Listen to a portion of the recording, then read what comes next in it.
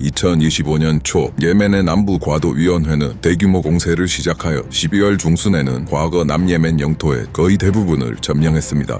이 시점에서 남부 독립은 정말 눈앞까지 온 것처럼 보였습니다. 그러나 이것도 오래가지 못했고 사우디의 개입이 본격화되고 상황은 급속도로 반전됩니다. 사우디 공군의 공습이 이어지고 사우디가 지원하는 예멘 내 파벌들이 반격에 나섭니다. 결국 26년 1월 8일 예멘 정부 측 병력들이 남부과도위원회 사실상 수도인 아덴을 점령한 후 남부 독립 세력의 군사력은 와해됩니다. 이후 상황은 더 복잡해집니다. 사우디의 수도 리야드를 방문 중이던 남부과도위원회 고위 인사는 남부과도위원회에 해산을 발표했지만 아덴에 남아있던 남부과도위원회 파벌은 해산 발표를 부정했고 대규모 시위가 개최되어 남부과도위원회가 건재하다는 모습을 연출했습니다. 오늘의 이야기는 예멘입니다.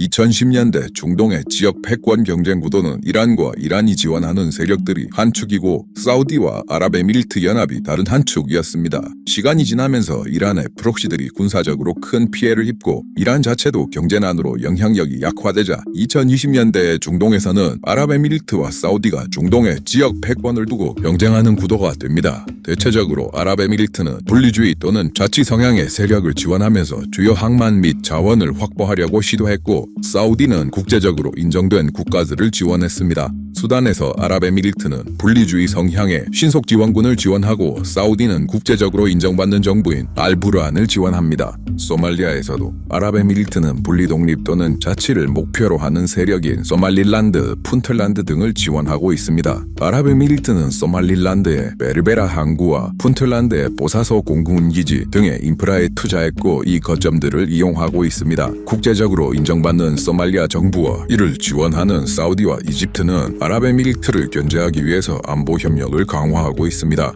예멘에서 아랍에미리트는 하드라미 정예군, 거익여단, 타리크 살레, 국민저항군 등의 세력을 지원했고 사우디는 국제적으로 인정된 예멘 정부, 국가방패군, 하드라마우트 부족연합 등을 지원하는 구도였습니다. 압드라브 만수르 하디 대통령이 22년 4월에 하야한 후 예멘의 권력 구조는 8명의 위원으로 구성된 대통령 지도위원회가 통치권을 행사하는 집단 지도체제로 재편됩니다. 대통령 지도위원회 출범 당시에 총 위원 8명 중에 남부과도위원회 소속은 아이다루스 알 주바이디 1명이었으나 그 이후 2명이 남부과도위원회에 합류하여 25년 12월 공세 전에는 대통령 지도위원회 위원 총 8명 중에 3명이 남부과도위원회 소속이 됩니다. 여기에 추가로 국민저항군의 지도자 타리크 살레까지 아랍에미리트 측으로 분류되어 대통령 지도위원회 총 8명 중에 4명이 아랍에미리트 진영으로 묶이는 구도가 형성됩니다. 타리크 살레라는 인물은 33년간 예멘을 통치한 알리 압둘라 살레 대통령의 조카입니다. 본인의 트위터에도 압둘라 살레와 본인의 부친의 사진 포스팅을 게시해서 살레 가문임을 강조해 왔습니다. 압둘라 살레 집권기에 타리크는 살레 정권을 보위하는 핵심 군사 조직인 공화국 수비대 여단장 등의 요직을 역임했고 준장 계급까지 진급했습니다. 2012년 압둘라 살레가 국내외의 압력으로 하야하고 압드라보 만수르 하디가 새로운 대통령이 되었으나 살레 충성파들이 계속해서 공화국 수비대 지휘관 자리를 장악하고 있었고 살레 측이 군권을 쥐고 있으려고 했습니다. 새로 취임한 하디 대통령은 공화국 수비대 제3여단 지휘관인 타리크 살레를 해임하려고 시도했으나 타리크는 항명하고 반란을 일으켰습니다. 65일간의 반란은 다른 공화국 수비대들이 타리크의 반란군을 무장해제시키고 끝납니다. 2013년 4월에 하디 정권은 타리크를 독일 주재 무관으로 보내는 형식으로 권력의 중심에서 배제시켰습니다. 2014년 압둘라 살레와 후티 간의 동맹이 성립되면서 타리크는 후티 살레 연합의 군 지휘관으로 다시 등장합니다. 살레 후티 동맹은 하디 정권 타도라는 공동의 목표로 성립된 것이었으나 시간이 갈수록 수도 사나의 통제권과 권력의 배분 등을 두고 양자 간의 갈등이 깊어집니다. 2017년 12월을 전후로 사나 등에서 살레 측 병력과 후티 간의 무력 충돌이 시작되었고 이 과정에서 압둘라 살레는 TV에 출연해서 사우디 주도 연합과 대화하겠다고 발언했고 자신의 지지자들에게 후티에 맞서 싸울 것을 촉구했습니다. 후티는 이를 동맹에 대한 배신으로 규정했고 이로 인해 살레 후티 연합은 완전히 해체되고 본격적인 무력 충돌이 시작됩니다. 12월 4일에 수도 사나에서 후티의 공격으로 압둘라 살레는 전사합니다. 당시에 타리크 살레도 함께 전사한 것으로 오보가 나왔지만 타리크는 살아남아서 사나를 탈출했습니다. 이후 타리크는 살레 정권 시절 공화국 수비대 출신들과 특수부대 출신들을 자신의 휘하로 끌어들여 조직을 결성했고 아랍에미리트의 자금 및 물자 지원과 남부과도위원회의 정치적 지원을 받습니다. 타리크의 조직은 시간이 지나 국민저항군이 됩니다. 둘 다 아랍에미리트의 지원을 받는 세력이라고 하더라도 남부과도위원회와 국민저항군 간의 관계가 항상 원만한 것은 아니었고 2023년에는 국민저항군의 주 수입원이었던 모카 항구의 항만 수입을 둘러싼 갈등도 있었습니다. 하지만 큰 틀에서 아랍에미리트의 지원을 받는 블록의 구성원이었고 사우디가 지원하는 국제적으로 인정받는 예멘 정부인 알-알리미 정권 국가방패군 하드라마우트 부족연합 블록과는 대립하던 관계였습니다. 25년 11월 말 무렵에 하드라마우트 부족연합이 하드라마우트주의 마실라 유전을 점령하면서 남부과도위원회 측과 갈등이 불이 붙기 시작합니다. 25년 12월 2일 남부과도위원회가 남예멘 전체에서 대규모 공세를 개시했고 작전 시작 일주일 정도 지난 12월 9일경에는 남예멘 거의 대부분의 지역을 장악했습니다. 남부의 독립은 곧 이루어질 것으로 보였습니다. 아덴에서 밀려난 알-알리미 정권은 12월 5일을 전후로 사우디의 수도 리야드로 대피했습니다. 남부과도위원회의 공세는 사우디가 지원하고 있는 예멘 내 세력들에 대한 직접적인 공격이었고 사우디가 본격적으로 개입하기 시작합니다. 12월 17일부터 사우디가 지원하는 국가방패군이 국경 인근의 알-와디아와 알-아버르에 15,000에서 2만 사이에 병력을 집결했다는 보도가 나옵니다. 12월 25일 사우디 외무부는 성명을 내고 남부과도위원회가 점령한 하드라마우트 등에서 철수하고 대통령 지도위원회와의 대화로 복귀하라고 촉구합니다.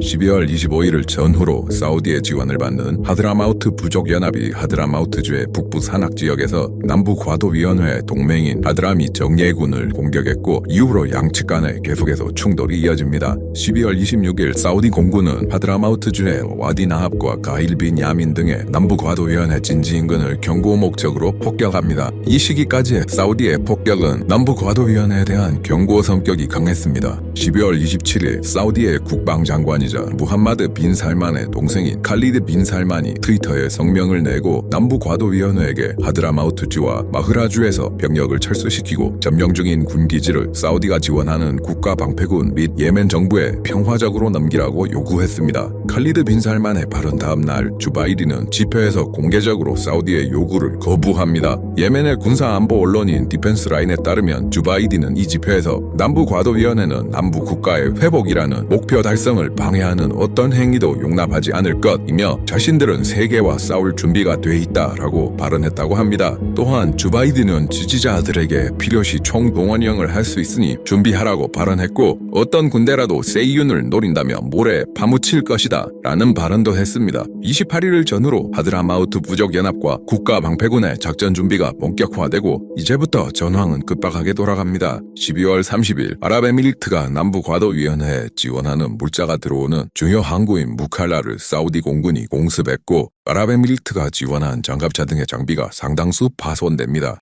같은 날 발표된 사우디 외교부의 성명에서 무칼라 항구에 들어온 선박들은 사우디 주도 연합군의 승인을 받지 않고 무칼라의 장비를 하역했다고 말했습니다. 또한 성명에서 아랍에미리트가 남부과도위원회에 압력을 가해서 사우디 남부 국경을 겨냥한 군사작전을 수행했다고 언급했고 사우디 국가 안보에 대한 어떠한 위협도 레드라인이라고 말하며 아랍에미리트와의 갈등이 본격화됩니다. 또한 24시간 내에 아랍에미리트의 모든 병력을 예멘에서 떠나라고 최후 통첩을 합니다. 12월 30일 예멘 정부는 전국적으로 72시간 동안 모든 항공, 해상, 육상 봉쇄를 선언함과 동시에 90일간의 국가 비상사태를 선포했습니다. 또한 예멘 정부는 아랍에미리트와의 국방협정을 폐기하고 24시간 내에 아랍에미리트의 모든 병력을 예멘에서 나가라고 합니다. 아랍에미리트는 사우디와의 정면 대결을 회피합니다. 12월 30일에 아랍에미리트는 예멘에서 철수하겠다고 발표하고 실제로 철수합니다.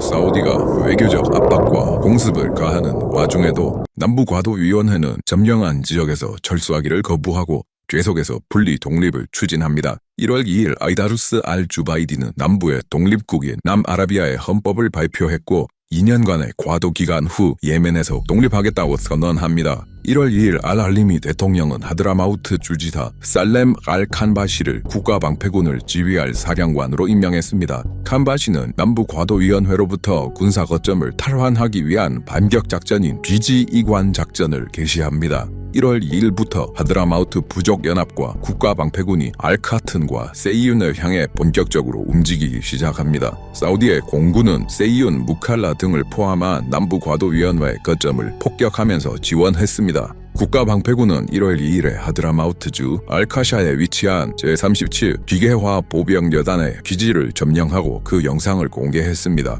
국가방패군은 계속해서 전진해 1월 2일과 3일 양일간 알카튼과 세이윤을 점령했습니다. 1월 4일에 국가방패군은 무칼라와 알카이다를 점령했고 전세는 확실하게 기울어집니다. 알알리미 정권과 사우디는 승기를 잡았다고 판단하고 남예멘에 대한 통제 강화를 시작합니다. 1월 3일 알알리미 대통령이 요청하는 형식으로 사우디는 리야드에서 예멘 남부의 모든 파벌을 소집하여 남부 문제를 논의하는 회의를 개최한다고 발표합니다. 일부 분석가들은 사우디의 지정학적 목표를 위해서 예멘의 합법적 대통령인 알알리미의 권위를 빌려 남부과도위원회를 무력화하려는 시도라고 해석했습니다.